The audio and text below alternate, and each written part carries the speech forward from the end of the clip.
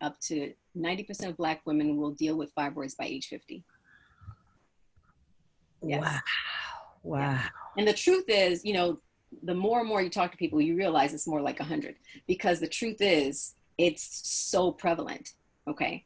But as we started to really look into it, remember, I talked about estrogen dominance being triggered by stress, the chemical, because remember, stress is an upregulator. All right. And this is to answer your question, Abby. Stress is an upregulator, meaning it exponentially increases a situation. All right. For instance, when I had one of my most stressful years was 2014. Okay. In that year alone, my fibroids tripled in size. Mm. Okay. So all things being equal, eating the same foods, living in the same environment, stressors upregulated my situation. It upregulated the effect of the toxins. Yeah. Okay. So that is a major key factor. That, and in African American, in Black, what we have is a different way of metabolizing food. Also, we're more resistant to things like dairy, things like food in terms meat, in terms of our digestion. All right. And one is, what came first, the chicken or the egg? Well, go back to the stress factor. And I have to go back to the fact that as a people overall, women of color, you have to understand, we come with trauma, right? There's the trauma of what your parents went through, how our history here in this nation, all right? We come with the trauma of that. We come with the trauma, the macro trauma of that, meaning it may not be in my personal specific, even before I even get to my family's dealings with it. There is the macro trauma of being Black in America, okay? And then you go to being Black in my life, right? So there's the news cycle all the time, right, that I hear about. There's the history in terms of just the fact that there are so many inequities, health inequities, socioeconomic inequities. There are so many issues where even when we look at, let's take it to COVID-19 right now, right? COVID-19, it literally over the past last week, it started to be really people like, oh my God, this is a Black epidemic, right? Mm-hmm.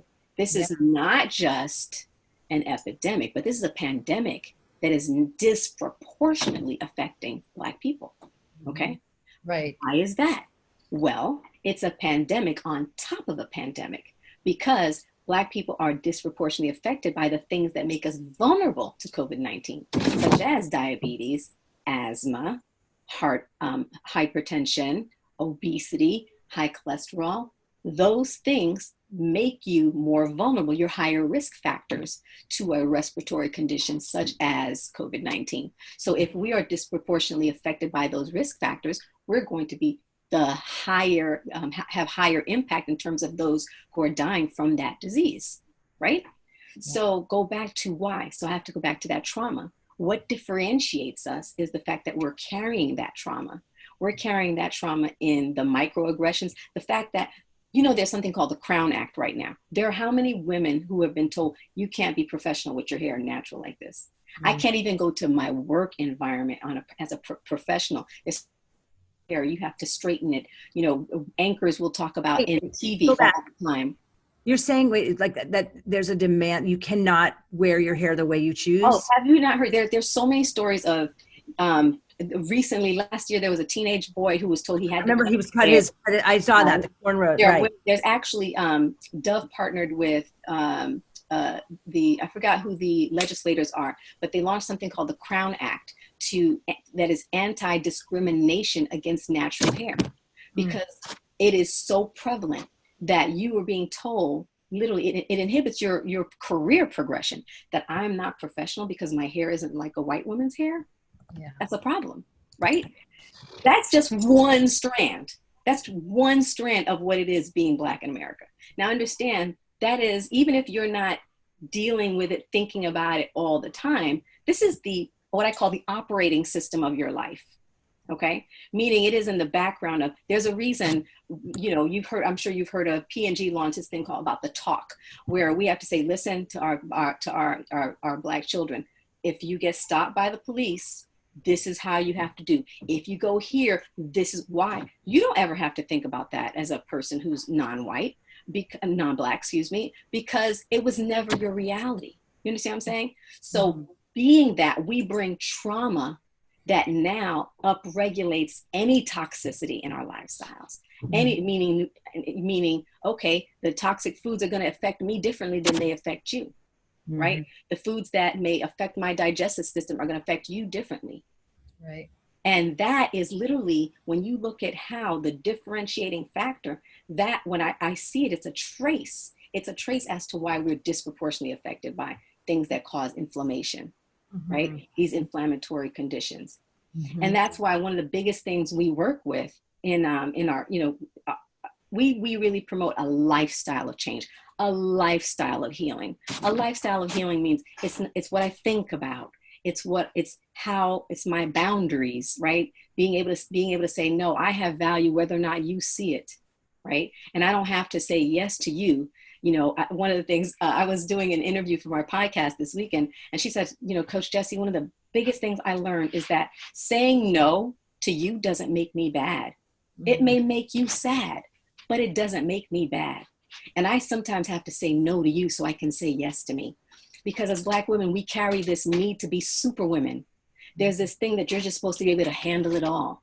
Whether it came from slavery days where our women were being raped to, everything, and you're just supposed to carry on, And the truth is, people are like, well, that happened back there, but the effects are every day. It's in our lives, in our lifestyles. Every day we still see it, by virtue of the fact that, I'll give you an example. As I had surgery, I had gut surgery in June, gut surgery from complications from all the fibroid surgeries. I had to have yet more of my small intestine removed because it became damaged from the surgical procedure before. And there was one of my surgical residents who was on my team, who she stops me in the middle, it was a lot of complications in the surgery. I was in the hospital for 26 days. And I'm walking in the hallway, because one of the things you do to activate, to heal, is you walk, right? If you had any kind of major surgery, they want you to get up and walk, clears your lungs, gets your cardiovascular, everything going. And she stops me and she says, Miss Thompson, she said, I should have known you were shucking and jiving here in the hallway.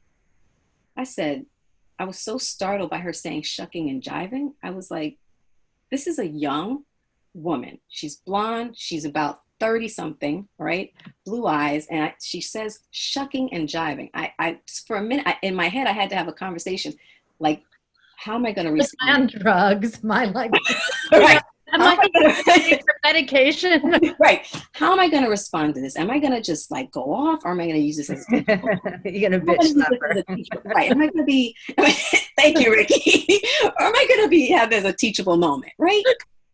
So we go to my room, and she was saying how she needed to remove it's a suction over my suture. And I said, close the drapes or whatever. And I let her do what she had to do first. And I said, have a seat. I said, I don't know what this is me. I'm a professional woman, right? So this is not like, all the stereotypes that people try to attach to us as people, right? And she says, I said, no. I said to her, I don't know what your experience is with Black people. I said, but you should never, ever use the terms shucking and jiving. I said, okay. She said, I said, I didn't know. Was it, I'm sorry. Was it, I said, you go and look it up. Shucking and jiving is not something you ever want to use in connection in a conversation. I said, my ex-husband is Black. I said, okay, what does that have to do with anything here? I said, do you understand? I said, first of all, I said, it speaks to being someone who is lazy, who doesn't have any purpose or focus. I said, so, listen, I could have gone above your head and just probably put a ding on your career, because I'm good friends with her surgical boss. I said, but let me support you as a woman and give you an educational moment. I said, because that's not something you ever want to do. Okay. And, after that, she still tried to be defensive, and here's the deal. She said, oh my goodness, I can't. I said, maybe I just meant jiving, because you were just grooving, I said, maybe you meant grooving, maybe because I was listening to music, but jiving, no, you don't want to use that either. And I was like, that's such an old term. Where would a young millennial get that? Right. So I Right. said to her, I said to her afterwards, she wouldn't look me in the eye like it was my fault. She didn't come back. I said, speak to your ex-husband about it. Let him know what you said and see what he says. Yeah. She never came back. But that was something I'm sitting here trying to heal, trying to deal with this. And this is what I had to deal with. And there's so many worse stories, right? So I share all that to say it is the trauma that we deal with. Yes, there are also, there are health inequities. There are things where we are the women that they are, literally we don't get specifically. We were told to have hysterectomies at a drop of a dime. When you talk about Black maternal health, literally we are the leading recipients of hysterectomies. I have how many clients who have told me the doctor didn't even give me an exam, and they just looked at me and said, like she says that he didn't even fully examine me. He says, oh, you need a hysterectomy. Yeah. I'm 30 something years old. Why are they trying to? Do you, I'm going to read one. So did I answer your question, Abby? You answered my question. I want to read you this question from Mila. Okay. Okay. This is Mila. She says, my best friend just told me about you awesome ladies. I'm a Black woman in my mid 30s and I've never been pregnant. I strongly believe this is due to the birth control that was strongly recommended beginning around age 13 because I've always had such severe cramps in my period. I've given up on having children because I refuse to be pumped with more hormones or invasive procedures in order to be a mother. It saddens me that my body is unable to create life, but I've accepted that this is my reality. No, Mila, no.